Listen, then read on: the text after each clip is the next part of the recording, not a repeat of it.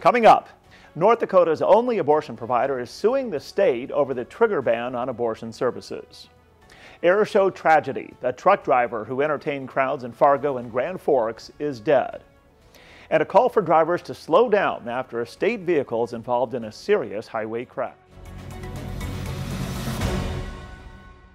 Hello and welcome to the Nightly Review. I'm Tom Tucker. We begin with a look at tonight's headlines, then the one-on-one conversation. My guest tonight is a local mental health expert talking about how she and other counselors are having a hard time keeping up with the increasing demand for their services. But first tonight, the only remaining abortion provider in North Dakota has filed a lawsuit in state court seeking to block enforcement of the state's trigger ban. The ban will soon prohibit nearly all abortions in the state now that Roe v. Wade has been overturned. In the lawsuit, the Red River Women's Clinic and its medical director argued that North Dakota's trigger ban is unconstitutional under state law. After July 28th, abortion providers in the state could face up to 5 years in prison and a $10,000 fine if caught performing the procedure. One person is hospitalized tonight after suffering injuries in a stabbing in South Fargo Wednesday night. Just after 6 o'clock, officers were called to a disturbance in the 1000 block of Page Drive. We're told the people involved know each other and both were interviewed by investigators. One person sustained a non-life-threatening stab wound and was taken to an area hospital for treatment.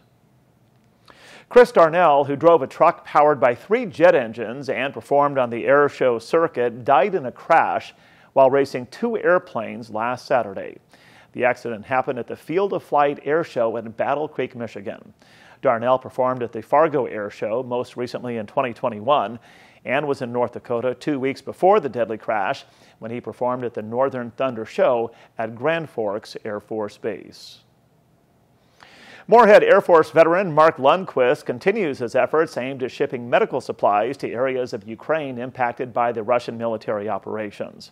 Among the supplies are tourniquets, IV, and first aid kits donated by local healthcare organizations, including Sanford and Essentia. Lundquist is hosting a fundraising concert tomorrow night at the Sanctuary Event Center in Fargo. The Q&A portion of the event begins at 5 o'clock and the concert begins at 7. The city of West Fargo has hired a new engineer. Dan Hansen will oversee activities, budget, and performance of the engineering department. He's a graduate of NDSU and is coming from Moore Engineering Incorporated. There he served for several years as a senior project manager, providing engineering services to area cities, including West Fargo. Hansen takes over for Dustin Scott, who was recently promoted to the position of West Fargo Assistant City Administrator. Well, some good news tonight at the pumps. A gas industry expert says prices will be dropping over the next few weeks. We have seen prices kind of holding fairly close, at least in Fargo, to these higher levels. Prices have come down about 3 cents a gallon, which isn't a whole lot to get excited about. But we did see a pretty big sell-off in the price of oil Tuesday and Wednesday. That could lead to prices dropping more considerably. Gas Buddy analyst Patrick DeHaan tells WDAY's Bonnie and Friends that he's optimistic prices here in the FM Metro could drop by as much as 25 to 40 cents a gallon over the next few weeks. North Dakota is seeing a jump in the mosquito population. Recent hot and humid weather has left standing water, increasing the population. The state has already had its first case of reported West Nile virus. Officials are recommending that people remove as much standing water from their yards as possible, and if that doesn't help, consider using a mosquito control service. The Minnesota Department of Transportation is pleading for drivers to slow down and pay attention in work zones after a semi-truck rear-ended a MnDOT maintenance vehicle. It happened on I-90 near Blue Earth. The truck driver involved, James Ratcliffe, was taken to a Rochester hospital with life-threatening injuries. The driver of the MDOT truck, Nathaniel Lamont, was taken to a hospital with non-life-threatening injuries. The crash happened back on June 29th. Minnesota Governor Tim Walz is promising more state help to address violent crime in Minneapolis. Walz says there will be an increased presence of state troopers in the city. The governor's pledge comes after a violent 4th of July weekend, which included groups of young people shooting off fireworks throughout the downtown area. The governor says the troopers will supplement Minneapolis police and not replace them.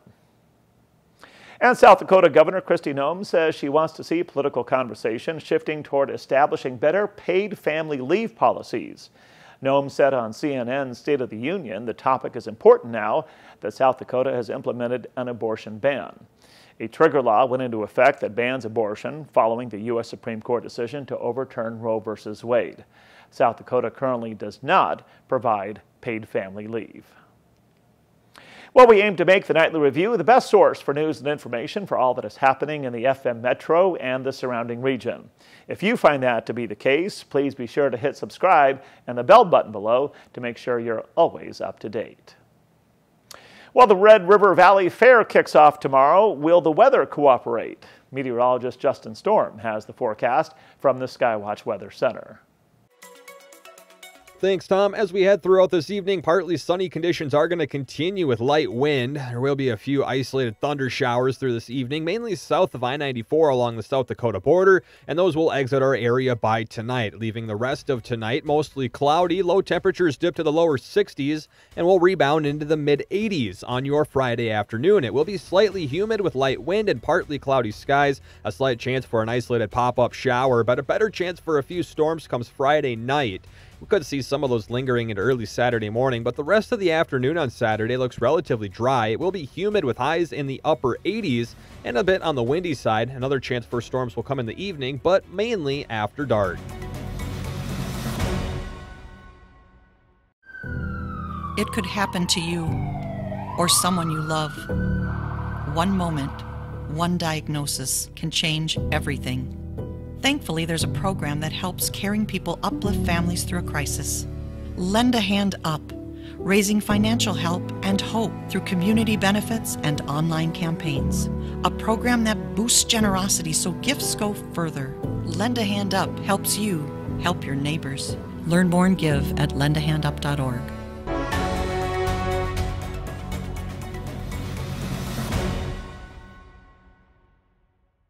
Welcome back to the Nightly Review. Counseling service providers in the FM Metro continue to struggle to keep up with demand for services from people looking for help with mental health issues. That's the case at the Village Family Services based in Moorhead, which operates offices in several cities in Minnesota and North Dakota. Shauna Erickson Abuzar is the regional program supervisor for the organization.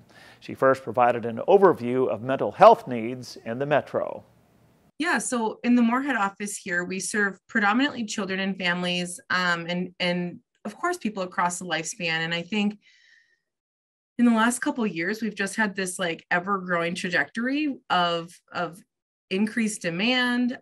We serve a couple of rural schools. We're adding more days there because school counselors and administrators are finding that more and more students are having what are medically necessary needs for some mental health support. And I think it just shows that whatever it is right now, people are addressing their mental health concerns, which is so wonderful. But it also means that the providers are holding a lot more people. Shauna, what are some of the more common issues or concerns that your clients are dealing with right now? Sure. With child therapy, and family therapy, you end up having quite a broad range of diagnoses. In our clinic, we see a lot of people that have endured adverse childhood experiences. And so what we end up seeing is kind of like a stress response or a trauma response. Sometimes we see people for adjustment symptoms because they're dealing with a divorce or a change of household or familial shift. Of course, we see anxiety, we see depression. And so I think it's difficult to say like we're seeing this as the common thread. I think we've continued to see a broad range of diagnoses. We're just seeing a lot more people coming forward seeking help for those problems that are affecting their lives. What are your thoughts with regard to how COVID-19 and the response to COVID-19 directly impacted the surge in demand for mental health services? I think there was definitely a turning point then, right? And I don't know how to make sense of if there was causality with that or what, but when people had that threshold of stress hit for them, we saw an influx of referrals and people saying, we need help. And we need help right now. My family's not running all right. My kid's not doing okay in school. All of us are really stressed out. And so that hasn't gone down. No one around here is sitting and twiddling their thumbs. We've got, I think the soonest we had for an available intake was 6 weeks from now. And I think that's heartbreaking, because when someone reaches out for help, I want to be able to do that for them tomorrow. And that's definitely not where we're at right now.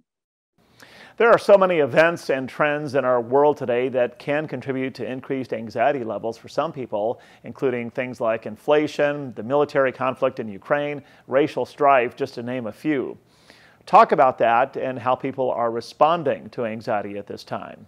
Yeah, I'm thinking about my own caseload right now even, and some of the factors that clients are initiating as big stressors for them are even like political and Supreme Court related decisions. And some of them are really rational and soundly based, and I validate those. And then, for teenagers, sometimes they hear new information and they can fly on some tangents that may or may not be factually based. And I think that's part of the emotional impulsivity of not having their full brain development, right? And not being able to look at this with more of a logical mindset and perspective. But when that happens, you see disproportionate stress that feels all consuming, especially to teenagers, right? Because they don't always have proportion in how balanced their stressors or lifestyle is. And so I think this can cause some really disruptive day-to-day experiences. And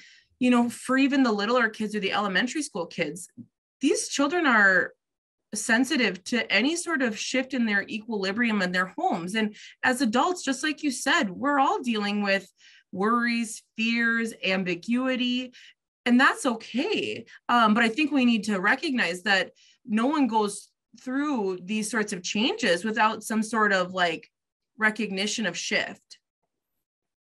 I'd like to thank Shauna Erickson Abuzar, the Regional Program Supervisor for the Village Family Service Center, for joining me for tonight's one-on-one conversation. She says her organization could easily use the help of 3 more full-time counselors to help meet the demand.